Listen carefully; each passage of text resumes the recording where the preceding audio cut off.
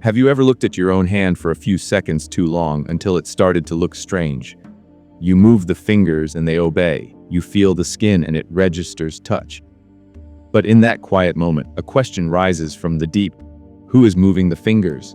Who is feeling the touch? We spend our entire lives obsessed with the vehicle.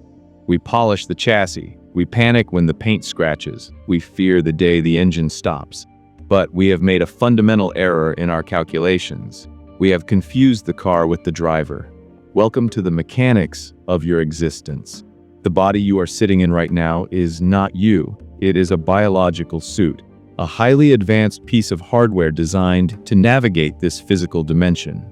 It is equipped with optical sensors to process light, audio receivers to interpret vibration, and a nervous system that acts as the motherboard, transmitting electrical signals to a central processor we call the brain. It is a masterpiece of engineering, but it is still just a machine. The problem is that you have been asleep at the wheel. You have merged with the interface. When the machine signals hunger, you say, "I am hungry." When the machine signals fatigue, you say, "I am tired." When the sensors pick up danger and the heart rate spikes, you say, "I am afraid." You have forgotten that you are the one watching the screen, not the image on it. This is why you suffer. You suffer because you think every glitch in the operating system is a flaw in you. You think the weathering of the hull is the end of your existence. But the engineer knows the truth. The operator is not the equipment. The electricity is not the wire. Awakening is simply the moment you sit back in the pilot's seat. You stop reacting to every blinking light on the dashboard. You observe the body's sensations, you honor the data it provides, but you do not lose yourself in the feedback loop. Look at your hand again. It is a tool, it is yours, but it is not you. You are the silent, formless awareness that wears this suit. You are the ghost in the machine, and it is time to remember how to drive. What acts like a wall, but vanishes the moment you touch it. We treat fear as if it were a solid object. We let it dictate our careers, our relationships, and our quietest moments. We believe the story it tells us. We believe that the pounding heart and the tight chest predicting a catastrophe. But fear is not a prophecy. It is simply a chemical reaction. And if we look at the source code, we find a glitch. Let us deconstruct the anatomy of a fearful thought. If you isolate fear in a laboratory of the mind, you will find it does not exist on its own. It is a compound, a mixture of two specific elements, memory and imagination. First, your mind acts as a database of past pain, a memory of failure, rejection, or hurt. Then it projects that memory onto a blank screen called tomorrow. It runs a simulation. It says, because this happened yesterday, it will happen again tomorrow. You are feeling the physical symptoms of a future that has not happened yet, based on a past that is already gone. You are suffering from a hallucination. Consider the engineering of your vessel. Your nervous system is running a legacy security protocol. It is ancient software, written thousands of years ago when the danger was a predator in the tall grass. It was designed to keep a biological organism alive in a hostile environment. But you are not in the wild anymore. You are in a modern world. Yet, this outdated sensor is still scanning for tigers. When it cannot find a tiger, it flags uncertainty as danger. An unread email becomes a threat to your survival. A difficult conversation triggers the same adrenaline as a physical attack. You are running survival software in a world that requires creative processing. So how do we update the system? We do not fight the fear. We do not try to delete the program. We simply recognize it as a false alarm. The next time the siren rings, pause. Look at the sensation in your chest. Label it. Say to yourself, this is not a prediction. This is a mechanism. Separate the memory from the imagination. Disconnect the past from the future. Stand in the center of the present moment. In the present, there is no story. There is no simulation. There is only the breath. There is only the observer watching the code run, untouched by the glitch.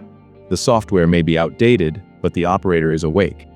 Update your definition of danger, and the wall vanishes. Imagine a massive hydroelectric. The water pressure is immense, the turbines are spinning, and the energy is constant. This is your inner nature. You are a generator of tremendous power. But in our ignorance, we have labeled this energy with crude names. We call some of it good and try to hoard it. We call some of it bad and try to block it. We spend our lives building dams against our own flow, and then we wonder why the structure begins to crack. Let us look at the schematics of the soul. Emotion is simply emotion. Energy emotional, personal. It is not a punishment. It is raw voltage moving through the biological circuitry of your body. Electricity does not have an opinion. It simply flows. It can light a city or it can burn down a house. The difference is not in the energy itself, but in how it is conducted. Consider the state you call anxiety. You treat it like a villain, but an engineer sees it differently. Anxiety is simply a power surge. It is high voltage rushing through a system that is not grounded. You feel the shaking hands, the racing heart, the restless mind. This is not a malfunction. It is an overload. You are trying to push 1,000 volts through a 100-volt wire. The heat you feel is resistance. And what of the opposite? What of the gray fog of depression? Society tells you this is a sickness. But look closer at the mechanism. When a circuit is overloaded for too long, what does a smart system do?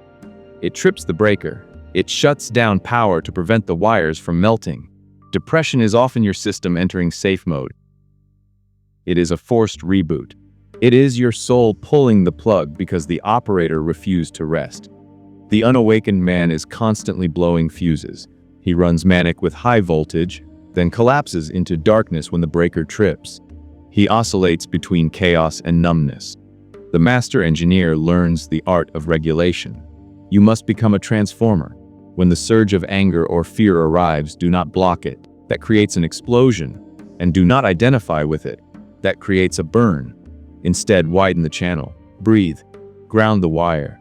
Let the sensation vibrate through the chassis of the body without attaching a story to it.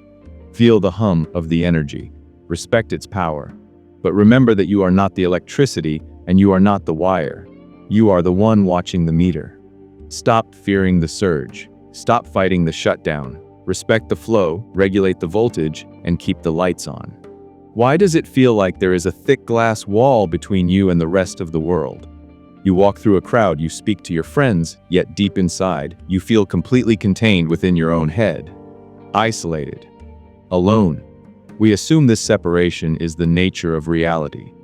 But it is not. It is a configuration setting. You have spent a lifetime building a construct called myself. You gathered your name, your job, your trauma, and your achievements, and you cemented them into a solid identity. You say, "This is who I am." But in the architecture of the soul, the ego is not a solid object. It is a firewall. Think about the purpose of a firewall in a computer network. Its job is to filter traffic. It creates a boundary between the local drive and the open internet, defines what is internal and safe, and what is external and dangerous. It screams, "This is me," and that is not me. For survival, this is useful. You need to know where your body ends and the fire begins. But here is the malfunction. Your firewall has become paranoid. It has encrypted your entire existence. It blocks not just inaction. It blocks the flow of intuition. It blocks the frequency of love. It blocks the sense of oneness with the vast network of life around you. You are a single computer trying to process the complexity of the universe on a local hard drive, while refusing to connect to the cloud. No wonder you feel exhausted. No wonder you feel limited. You have air-gapped yourself from the source. The unconscious man thinks he is the firewall. He spends all his energy reinforcing the perimeter, defending his opinions, protecting his image, terrified that if the wall comes down, he will cease to exist. The awakened engineer understands that the firewall is just a utility. We do not need to destroy the ego. We do not need to crash the system. We simply need to change the security settings. We need to open the ports. When you sit in silence, when you let go of the need to be right, when you stop defending your story, you are lowering the defenses. You are allowing the data transfer to begin. Suddenly, you are no longer a small, isolated terminal processing its own limited data. You become a node in the infinite network. The loneliness vanishes, not because you found company, but because you remembered the connection. Lower the shield. The data you are looking for is waiting to be downloaded. Have you ever felt like you are living the same year over and over again? You change the city, but you end up with the same lonely feeling. You change the partner, but you find yourself in the same argument. You change the job, but you run into the same tyrannical boss. You might call it bad luck. You might call it a curse. But the engineer calls it a recursive loop. In the architecture of code, a recursive loop is a function that calls itself repeatedly until a specific condition is met. It is a circle that spins forever unless a new variable is introduced. This is the mechanics of what the ancients called karma. Karma is not a punishment from a bearded man in the sky. It is not a cosmic scorecard of good and bad deeds. It is simply an impersonal, automated algorithm. It is a learning script designed to ensure you do not progress to the next level until you have mastered the current one. Imagine a video game. If you cannot defeat the boss at the end of level 3, the game does not let you skip to level 4. It respawns you at the beginning of level 3. It will do this 1,000 times. Not because it hates you, but because the lesson has not been integrated. In your life, trauma acts as a bug in the code. It is a glitch that prevents the exit condition from being met. Let us say your loop is betrayal. The script runs, you trust someone, they disappoint you. You react with anger and close your heart. Because you closed your heart, the lesson was not learned. The pain was not processed. So the system reruns the script. It sends you a new person with a different face, but the same energy, to trigger the same wound. This will continue for lifetimes. If lesson learned equals false, then repeat cycle. The unconscious man screams at the screen. He blames the characters in the game. He thinks if he just finds the right person, the loop will stop. But the loop is not out there. The loop is in here. How do you break a recursive algorithm? You must introduce a break statement. The next time the cycle comes around, when the anger rises, when the fear of abandonment kicks in, you must do something radical. You must do the opposite of what you have always done. Instead of running the old subroutine of defense, you pause. You sit with the uncomfortable feeling. You let the sensation burn without reacting to it. You face the dragon you have been running from. In that moment of conscious observation, you change the variable.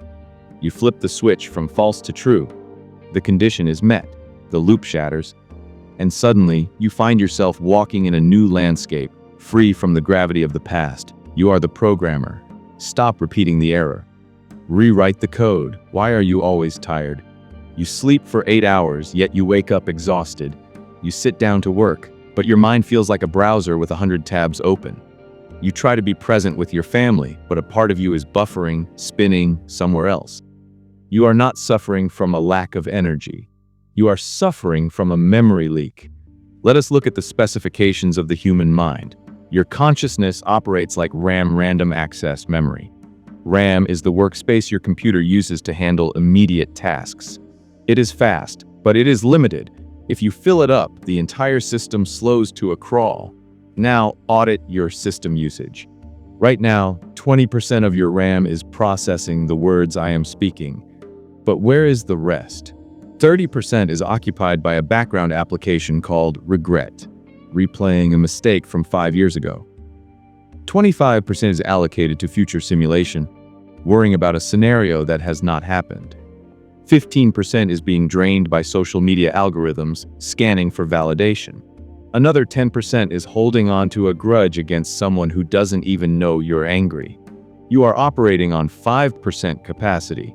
You are trying to run the complex, high-definition game of life on a system that is choked with junk files. No wonder you feel anxious. No wonder you feel overwhelmed. Your processor is overheating. The world is an economy of attention. Every billboard, every notification, every breaking news alert is a hacker trying to steal your RAM. They know that your focus is the most valuable currency on Earth. Where your attention goes, your energy flows. And right now, you are spending your fortune on things that do not exist.